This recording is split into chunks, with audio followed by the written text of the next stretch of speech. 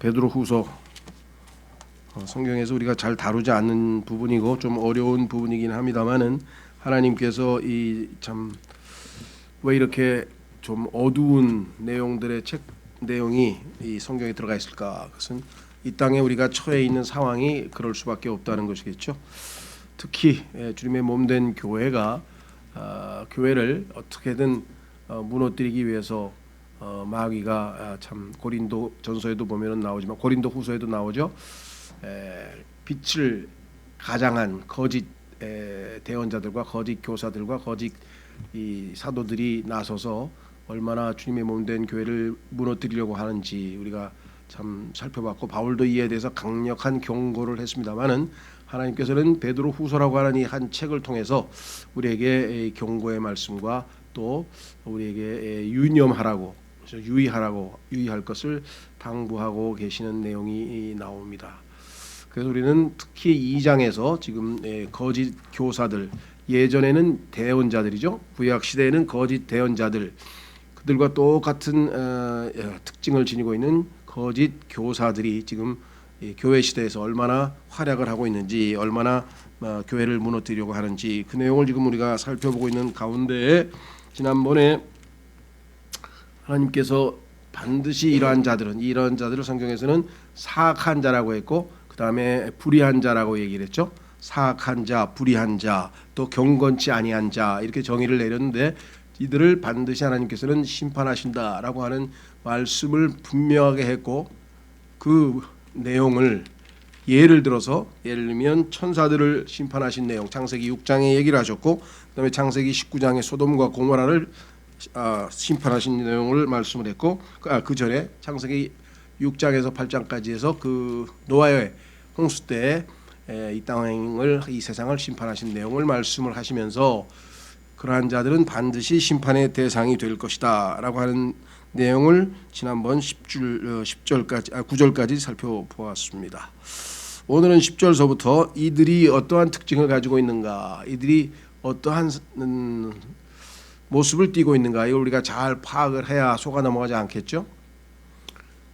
유다서에도 비슷한 내용이 한 24가지의 특징이 나와 있고, 여기도 지금 한 20가지 넘는 특징들이 나와 있는데 우리가 상식적으로 보면 다 알 수 있는 그러한 겁니다. 그렇죠? 이 거짓 교사들이 비록 이 양의 탈을 쓰고 있지만 사실은 일이나 늑대에 해당하는 자들이 나중에 본색을 드러낼 때는 어떠한 모습을 가지게 될 것인가. 자, 그래서 9절부터 보시면, 주께서 하나님을 따르는 자들은 시험들에서 건질 줄 아시고, 우리들이죠. 또 불의한 자들은 믿지 않는 자들, 특히 그 중에서도 아주 악독한 거짓 교사들이 대상입니다. 주 대상은 심판의 날까지 예비해 두사 벌할 줄 아시되, 특별히 어떤 자들이 심판의 대상이 될 것인가를 말씀하시고 계시는데요. 자, 특별히 부정한 정욕에 빠져 육체를 따라 걸으며, 아주 그냥 그 육신의 죄악된 성품을 마음껏 발휘하는 자들, 그렇죠? 그 요즘에 뭐 보면은 정말 그 무슨 뭐라 그러나요? 뭐 N번방 사건서부터 해가지고 뭐 또 무슨 승리인가 뭐 무슨 가수 얘기서부터 시작해가지고 뭐 그냥 거의 뉴스에 그 내용이 전부 그 얘기들이에요. 그래서 여기 보면 지금은 부정한 정욕에 빠져 육체를 따라 걷는 사람들이 거짓 교사들뿐만 아니라 셀 수도 없이 많겠지만, 우리는 물론 그 중에서도 특히 이 거짓 교회에서 자기가 영적 지도자인 척하지만 실제적으로는 이렇게 부정한 사람들이 얼마나 많은지 모릅니다. 우리도 겪어보고 경험해본 적도 있죠. 그 다음에 두 번째 특징은 뭐냐? 행정권을 멸시하는 자들을 아시느니라. 국가 권위, 하나님께서는요, 이 땅에 비록 당시에 네로라고 하는 정말 악한 독재자가 있을지라도 그가 하나님이 허락하신 왕이기 때문에 그 왕을 존경하라고 그 말씀을 하셨죠. 그러니까 하나님께서 허락하신 그 권위, 그 세속 권위인데 그것에 대해서 여기 보시니까 멸시하는 거예요. 그런 사람들 뭐 지금 아주 세고 셌죠. 옛날에는 뭐 국가 원수에 대한 뭐 그다음에 뭐 윗사람 장관이라든가 국가 권력을 가지고 있는 사람들에 대해서 일말의 존경심을 가지고 있었는가 하면, 요즘에는 아주 이러한 권위들을 우습게 여기는데, 이것은 악한 마귀의 속성이다. 여러분 아시다시피 감히 하나님께 도전하겠다고 해서 북쪽으로 올라가서 하나님이 있는 저 높은 산에 올라가서 하나님과 대적하겠다고 무모한 발언을 했던 자가 바로 이 마귀 아닙니까? 이 마귀는 모든 교만한 자들의 왕이라고 욥기 41장에 기록해 놓은 걸 보면 우리가 이들의 특징이 뭐냐면 권위에 도전하는 거예요. 자기보다 위에 있는 권위에 순종을 안 하고 순복을 안 하고 도전하는 것. 이런 영이 반역의 영이라고 그러죠. 이러한 영이 마귀로부터 비롯해서 단지 여기에 나와 있는 거짓 교사들뿐만 아니라 일반적으로 이 마지막 세대에 쫙 퍼져 있습니다. 그렇죠? 뭐 자녀들이 부모님과 선생님과 뭐 윗사람들을 존경하지 않는거나 사회 시민들이 국가의 위정자들을 존경하지 않는거나 뭐 별다를 게 없어요. 다. 자, 그래서 두 번째 특징은 바로 이와 같은 권위, 하나님이 주신 권위인데 그 권위를 무시하는 것. 그들은 어떤 특징이냐, 또 염치가 없고 자기 뜻대로 행하며 무모합니다. 염치가 없어요. 뻔뻔스러워요. 그리고 그 다음에 여기 나와 있는 것처럼 자기가 원하는 대로 자기 마음대로 합니다. 그 다음에 두려운 줄을 모르고, 그렇죠, 정말 하나님 두려운 줄도 모르고, 그 다음에 위험 있는 자들을 비방하거니와, 국가의 위정자나 하나님께서 세우신 그러한 권위 있는 사람들을 갖다가 마음대로 비방합니다. 그렇죠? 뒷조사도 하고 뭐 비방도 하고 뭐 이런 특징들은 뭐 우리가 길게 설명할 것도 없이 지금 우리가 매일매일 뉴스에서 보고 있는 모습들이죠. 그 다음에 11절, 더 큰 권능과, 그렇죠, 더 큰 권능과 힘을 가진 천사들도 주 앞에서 그들을 대적하여 욕설로 비난하지 아니하느니라. 천사도 하나님께서 세우신 권위가 있는 그것에 대해서 함부로 발언을 못하잖아요. 그렇죠? 그래서 그 권위를 존중하고 있다고 구약에도 나와 있는 것들을 우리가 보는데, 어떻게 감히 하나님께서 세우신 그러한 권위를 제멋대로 이렇게 비방하느냐라고 지금 이야기를 한 것으로 보게 됩니다.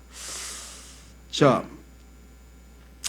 이 10절에 나와 있는 그 부정한 정욕과 육체를 따라 걸으며, 이것은요 전 세계적으로 특히 20세기에 와서 이 소위 말하면 미국에서 그 뭐라 그러나요, 남녀의 그 성과 관련된 그러한 그 조사, 연구 조사를 발표를 해가지고, 그 학자 이름이 킨세이라고 하는 사람이죠. 킨세이 성 보고서가 나왔는데, 그 보고서에 따르면 인간들은 마음껏 자유롭게 성적인 자유를 누려야만 진정한 행복을 느낄 수 있다. 뭐 이렇게 해가지고 그때로부터 소위 우리가 일반적으로 얘기하는 프리섹스 바람이 불기 시작한 거예요. 전 세계적으로. 그때부터 아주 급격히 모든 게 무너져 내려는 거예요. 특히나 아주 그런 일들이 벌어지는 것을 우리가 이 땅의 21세기 역사에서 볼 수가 있죠.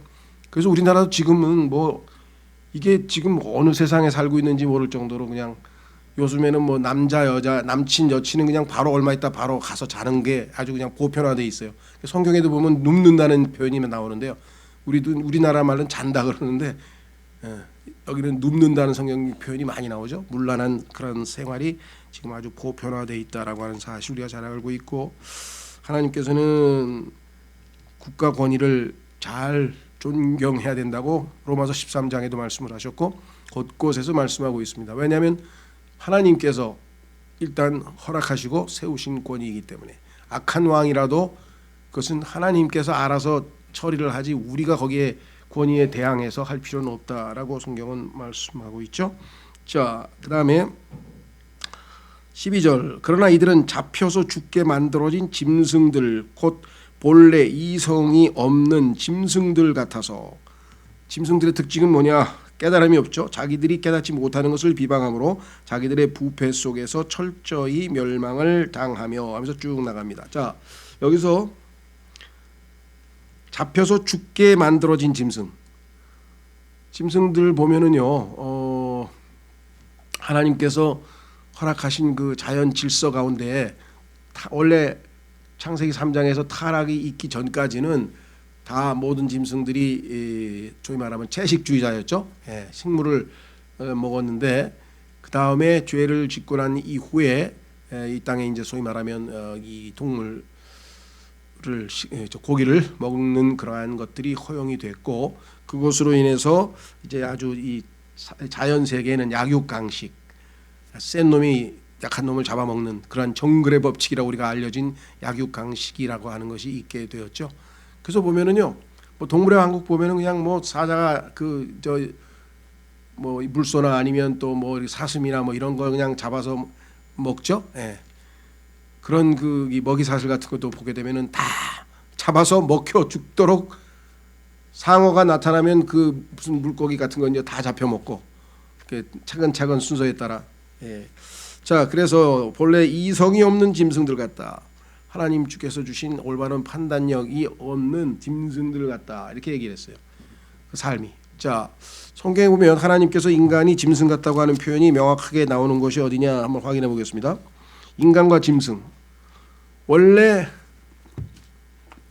인간은 창세기 한 번 더 가죠. 창세기 6장으로 가면요, 하나님께서 원래 하나님의 형상대로 지음받은 인간이 창세기 3장에서 죄를 짓고 나서 점점 타락을 해서 가인이 동생을 죽였죠.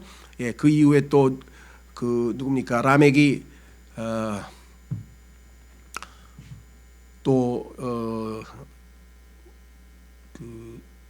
소위 말하면 부인을 그러니까 2명을 얻어가지고 또 하나님의 뜻이 여겨지고, 그래서 타락을 지금 거듭 내려가는 도중에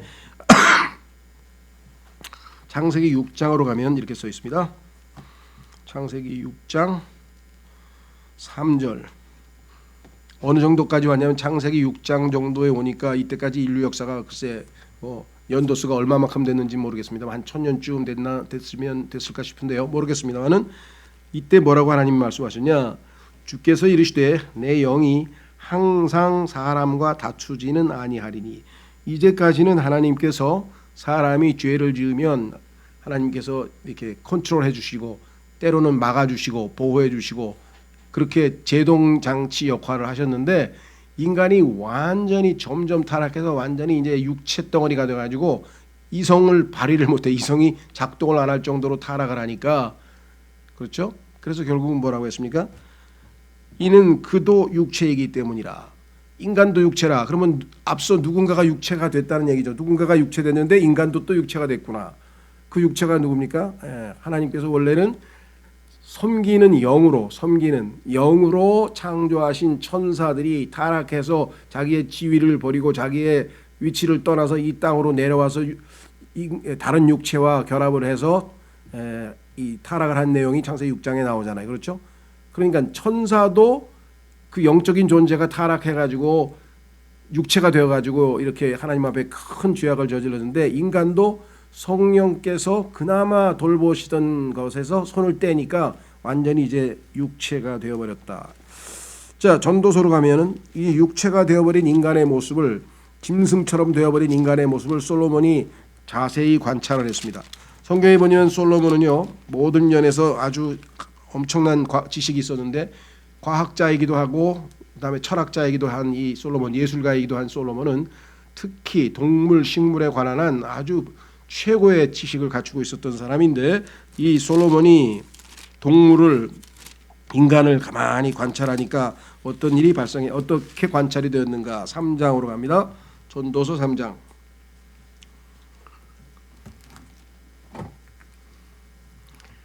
전도서 3장으로 가면 이렇게 얘기를 했습니다. 17절.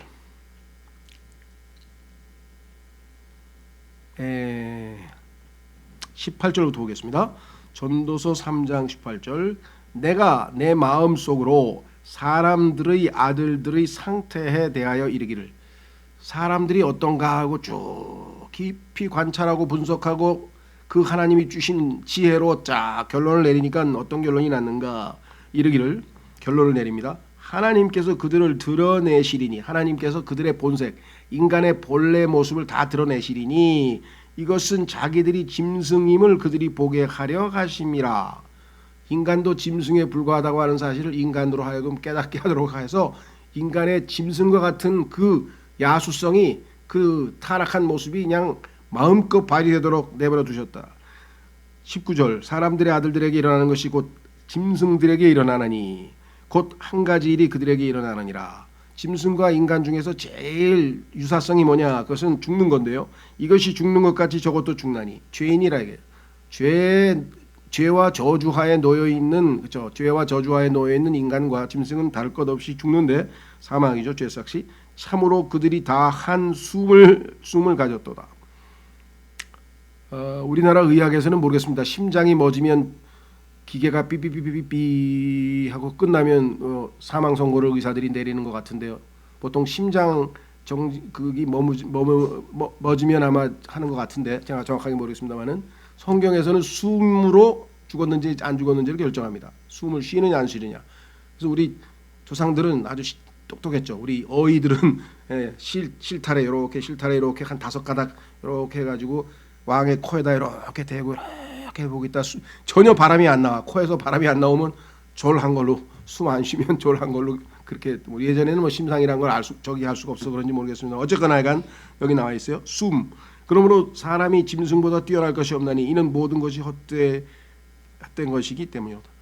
짐승도 숨 멎으면 죽고 인간도 숨 멎으면 죽고 모두가 한 곳으로 가나니 모두가 흙에서 나와 모두가 다시 흙으로 돌아가니요. 그리고 다 묻혀 땅에. 다 똑같아. 뭐에 관한 한? 육체에 관한 한 똑같아요. 그러면 차이점은 어디에 드냐? 여기까지는 진화론을 주장한 다윈의 진화론이 맞아. 인간과 짐승이 다를 게 없어. 그렇죠? 그런데 영적인 면에 있어서는 다르더라 이거죠. 하나님께서 여기 왜 써 있죠? 20절. 위로 올라가는 사람의 영과 땅으로 내려가는 짐승의 영을 누가 알리요? 하나님만 아시는 거죠. 짐승은 초월적인 존재가 아니에요. 하나님의 형상대로 지은 존재가 아니에요. 하나님께서 짐승의 코에다 숨을 불어넣으셨다는 기록이 성경에 있나요? 없어요. 그렇죠? 그러니까 짐승은 죽으면 끝이에요. 그야말로 짐승은 뭐 지옥도 없고 그냥 그 죽으면 끝이에요. 그런데 인간은 죽는 순간 하나님의 호흡이 하나님이 숨을 불어넣으신 그 영이 하나님의 생명이 하나님께로 도로 회수된다. 여기 올라간다 그랬죠? 그래서 위로 올라가는 사람의 영과 이렇게 돼 있죠? 자, 12장으로도 가보십시오. 전도서 12장.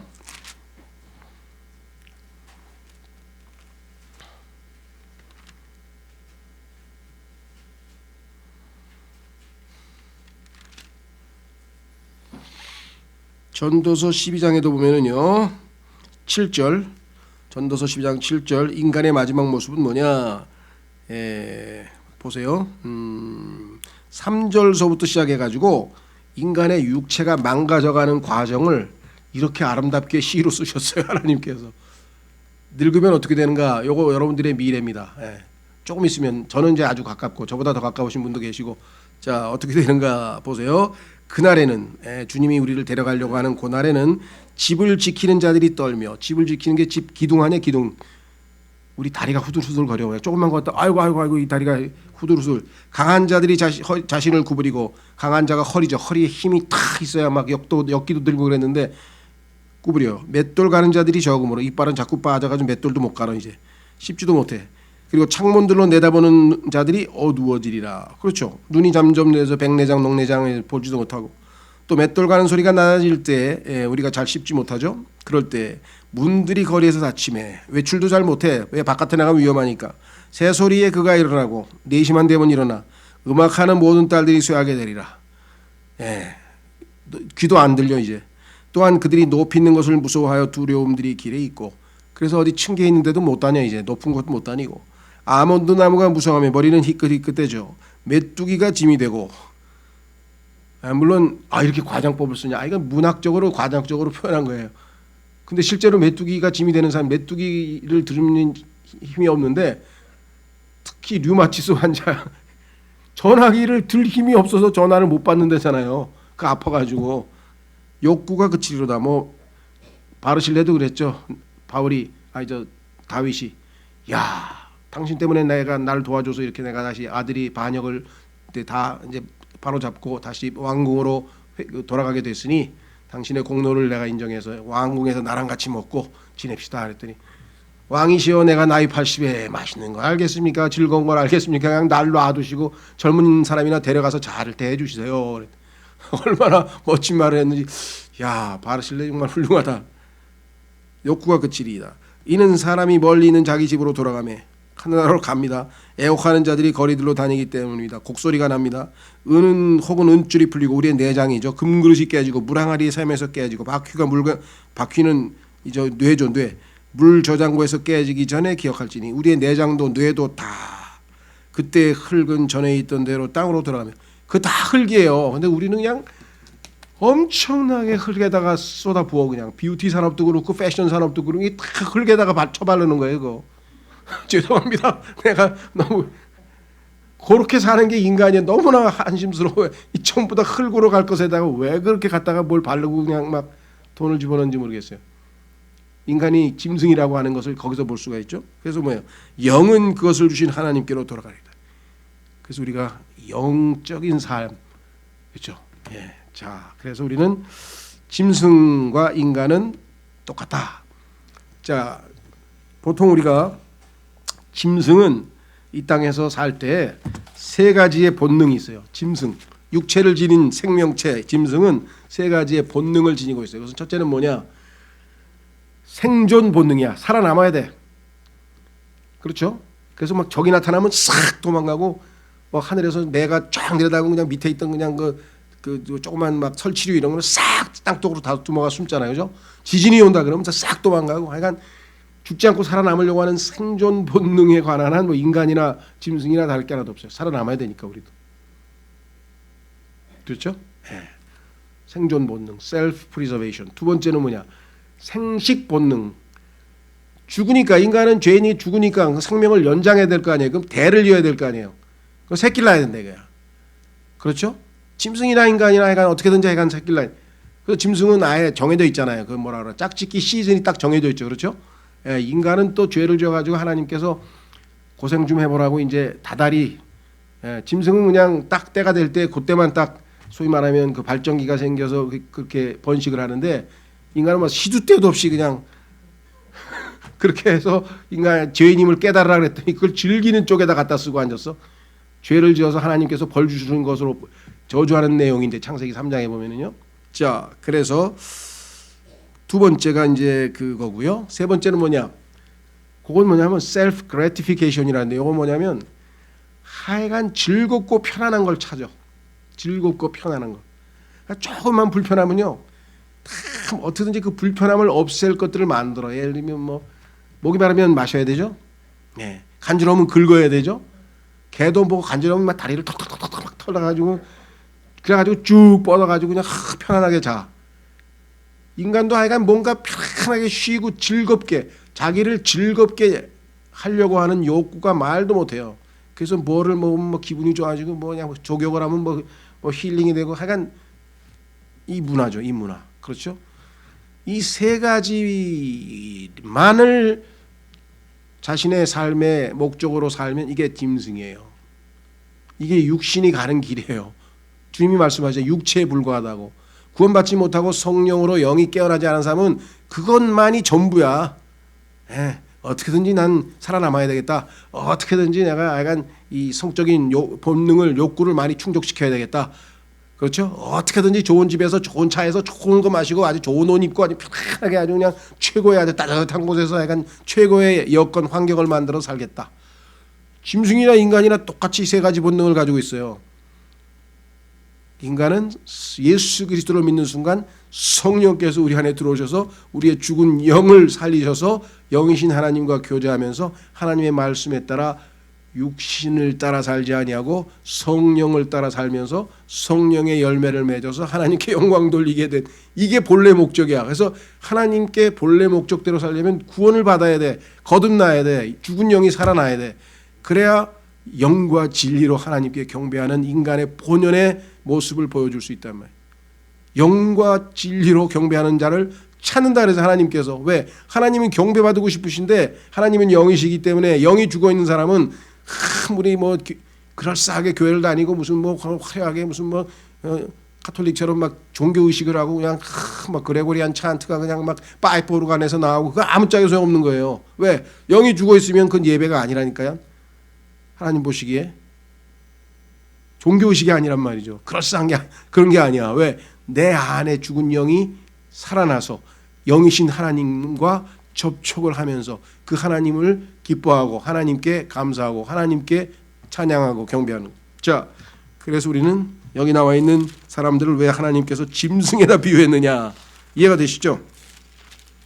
그뿐만 아니라 하나님께서는 짐승을 통해서 우리에게 많은 것을 가르쳐 주시려 그래요. 자, 한번 확인해 보겠습니다. 욥기. 그래서 내가 제일 좀 안타까워하시는 분이 한 분 계세요. 그분은 이화여자대학교 무슨 석좌 교수라고 하는 분이신데 우리나라 최고 지성인 중에 한 사람이고 석학인데 최재천 교수라고 전공이 동물 행동학이에요. 동물 행동학. 그분이 이번에 팬데믹에서도 그냥 방송에 엄청 많이 나왔어요. 그러니까 인간이 짐승의 영역을 동물의 영역을 침범해서 그것 때문에 결과적으로 인간이 자초한 일이다. 그래서 이것을 평가해 가지고 앞으로 이런 일들은 자주 일어날 것이다. 인간이 짐승의 원래 그 영역을 그대로 놔두지 않고 자꾸만 짐승하고 가까워지려고 하면은 결국은 인간이 모든 것을 뒤집어 쓰게 된다. 뭐 이런 얘기를 많이 하셨는데 그 짐승의 행동학을 연구해서 인간이 배울 만한 것을 거기서 얻자 뭐 이런 거예요. 근데 성경에서 이미 얘기했잖아요. 하나님께서 뭐라 그랬습니까? 게으른 자들에게 개미를 보고 배우라 그랬잖아요. 개미를 보고 얼마나 부지런한가 배우라 그랬잖아요. 그렇잖아요. 오늘 뒤에 또 나옵니다. 자꾸만 옛생활로 돌아가려고 하는 사람들을 갖다가 개가 토한 것을 다시 먹는다. 돼지가 진창에 뒹군다. 그런 얘기 지금 베드로후서에도 금방 그 뒤에 나오잖아요. 20절에 나오죠.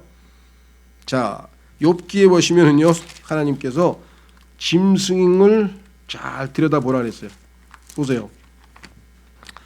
욥기 6장인가요?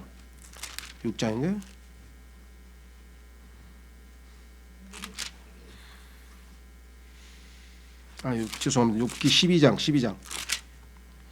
12장 7절.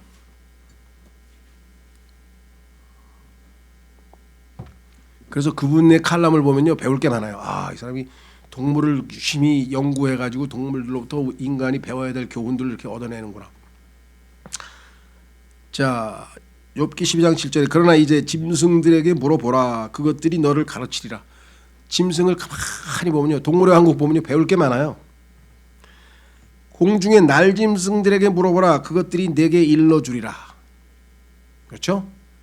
그래서 성경에 보니까 하나님께서 독수리를 탁 보면 뭘 성경에 그래도 배울 수 있냐? 창옥을 차고 올라가는 게 그 파워가 뭐 엄청나죠. 예. 그래서 기도의 용사를 독수리 같다 그랬대. 이사야 41장에. 그 다음에 인생이 너무나 빨리 흘러간다. 우리도 그렇죠. 요즘 세월 빨라.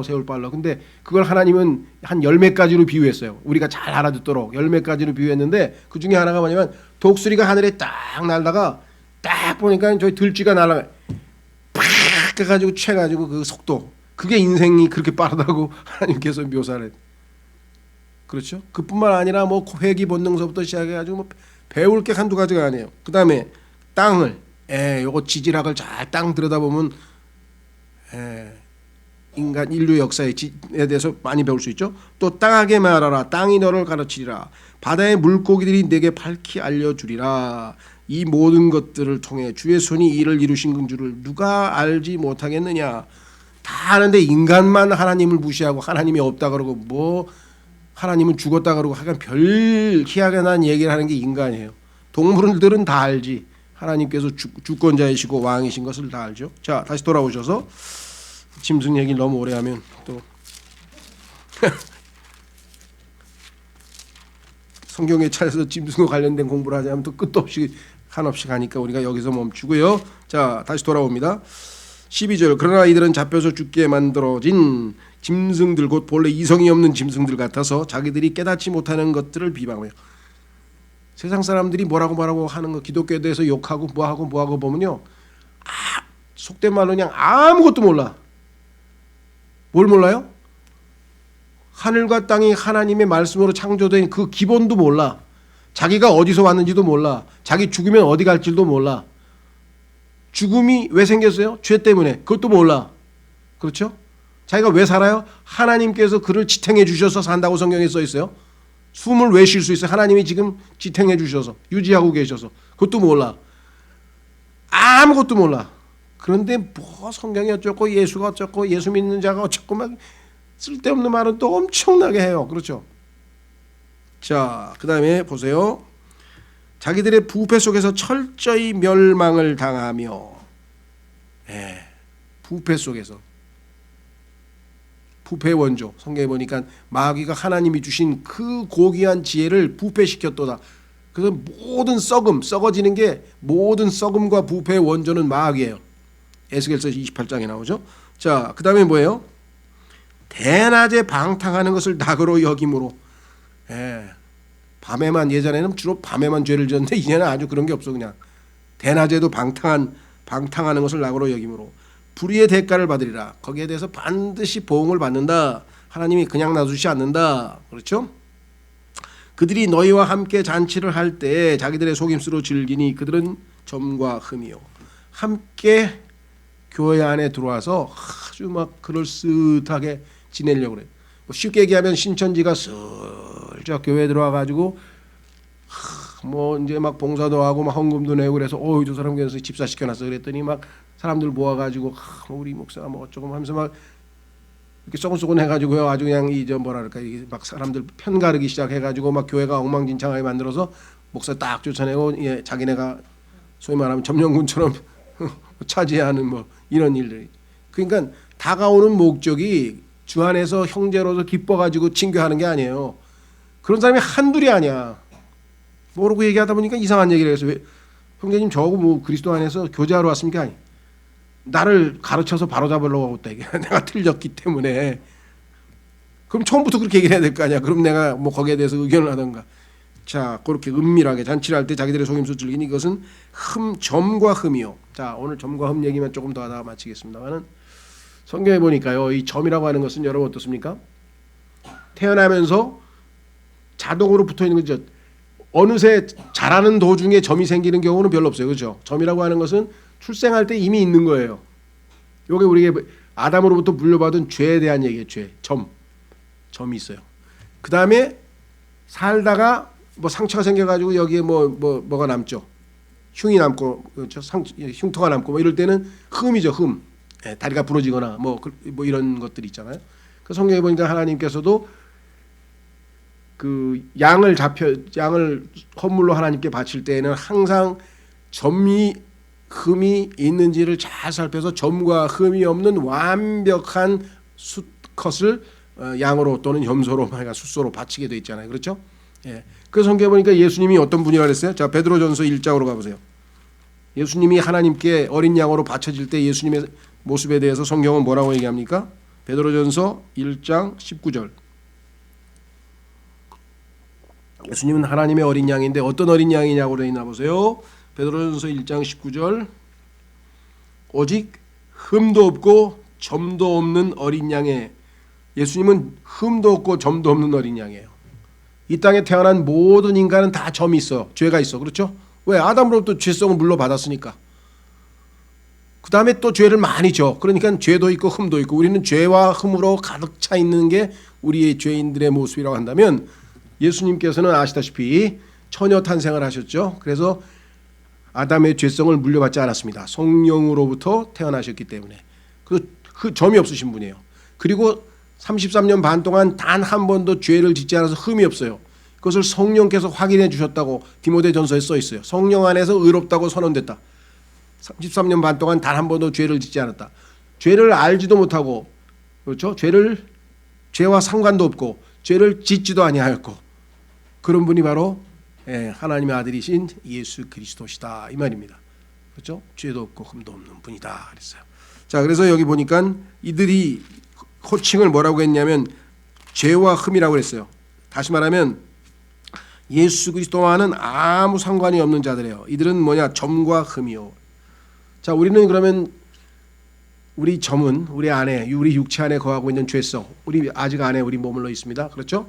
자, 그 다음에 우리가 또 매일매일의 삶에서 짓는 죄들이 있습니다. 그래서 이 점과 흠을 예수 그리스도의 피로 우리가 날마다 씻고, 그렇죠? 또 하나님의 말씀으로 씻어내고, 그래서 우리가 지금 현재 살지만 주님이 오실 때에는 우리도 깨끗하게 점과 흠이 없는 모습으로, 신부의 모습으로 하나님 앞에 그리스도 앞에 제시될 것임을 성경에서 말씀을 했습니다. 확인해 보겠습니다. 에베소서, 지금은 우리가 점도 있고 흠도 있는 그러한 모습이기는 하나 에베소서 6장, 에베소서 6장으로 가시면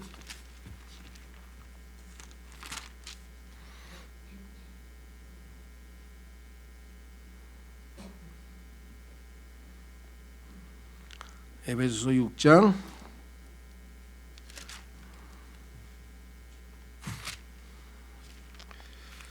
25절, 예수님께서 자신을 주셨어요. 교회를 사랑하셔서 목적이 써 있죠. 자, 25절, 남편들아 너희 아내 사랑하기를 그리스도께서 교회를 사랑하사 교회를 위하여 자신을 주신 것 같이 하라.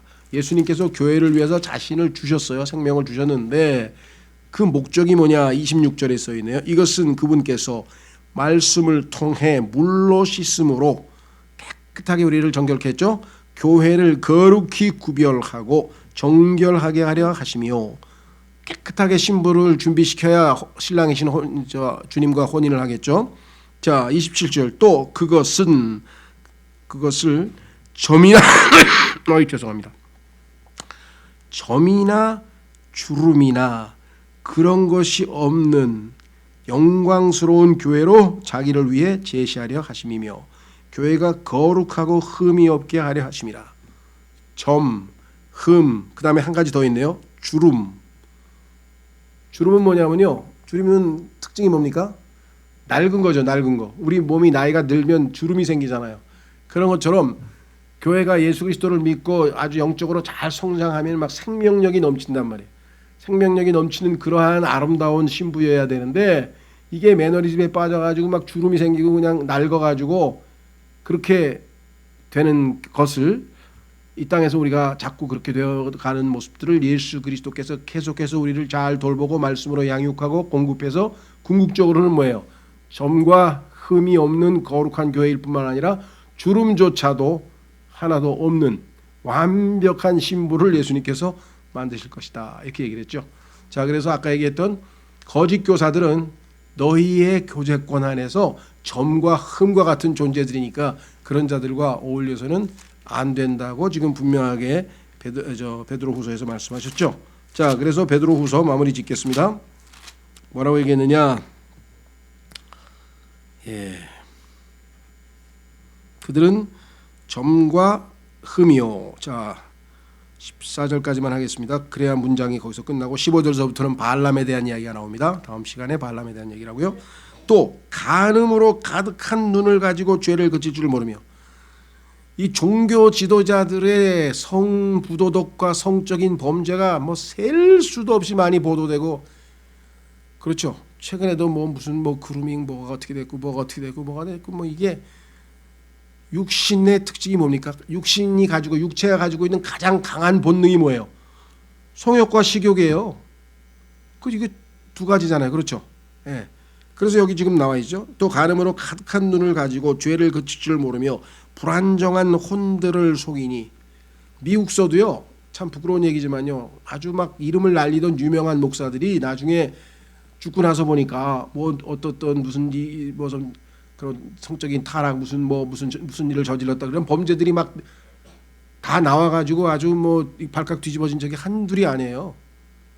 미국에서 제일 유명한 제카일스 목사도 아주 그냥 굉장히 훌륭하고 거룩한 분으로 알려졌었는데 나중에 뭐 그런 것들이 많이 나와 있고요. 그래서 정말 거짓 이 종교 지도자들은 결국은 이러한 본래 모습을 가지고 있다. 속으면 안 됩니다. 그들은 곧 탐내는 습관으로, 그렇죠, 돈도 탐내고 또 뭐 소위 말하면 여자도 탐내고 뭐 하여간 다 탐욕은 우상숭배라 그랬잖아요. 탐내는 습관으로 마음을 단련시킨 자들이요, 똘똘 뭉쳐가지고 어떻게 해요? 한마디로 하나님께서 이들을 뭐라고 불러요? Cursed child, 저주받은 자식들이니라. 이러한 자들에게 우리가 속아 넘어가지 않도록 이들의 특징을 잘 설명해서 우리가 정말 비참하게 되는 일이 없어요. 왜? 희생자들이 너무나 많아요. 우리 주변에도 보면요, 정말 예수님 믿고 나서 그 다음에 잘못된 이런 거짓 교사들에게 속아가지고 자기의 신앙이고 뭐고 다 망가지고 가족 망가지고 뭐 이런 사람들이 너무너무나 많아. 너무너무나 많아. 하나님께서 지금 이렇게 철저하게 경고를 해놓으시고 유다서에서 또 경고를 하시고 두 번에 걸쳐서 강력하게 경고를 했는데도 불구하고 많은 사람들이 속는다고 하는 것. 예수님께서 뭐라 하셨습니까? 속지 말라 그랬잖아요. 속지 말라. 마지막 때가 될수록 속지 말라. 자, 그래서 다음 시간에 우리 15절서부터 그 중에 또 거짓 교사를 대표하는 대표적인 자가 누구냐? 발람. 이 발람이 이스라엘 민족을 어떻게 타락시켜서 하나님의 심판을 받도록 유혹하고 미혹시켰는지가 구약 성경에 나와 있는데 다음 시간에 이어가도록 하겠습니다. 오늘 이 시간에 우리 잠깐 같이 기도하겠습니다. 하나님, 정말 경고하신 대로 우리가 정신 바짝 차리고 이 형적인 미혹에 넘어가지 아니하고 주님의 경고의 말씀을 마음에 잘 새겨서 분별해서 정말 우리 주변에도 그런 사람들이 있다면 우리가 잘 구출해내고 도울 수 있는 그러한 영적인 분별력을 허락하여 주시옵소서. 다 같이 기도하겠습니다.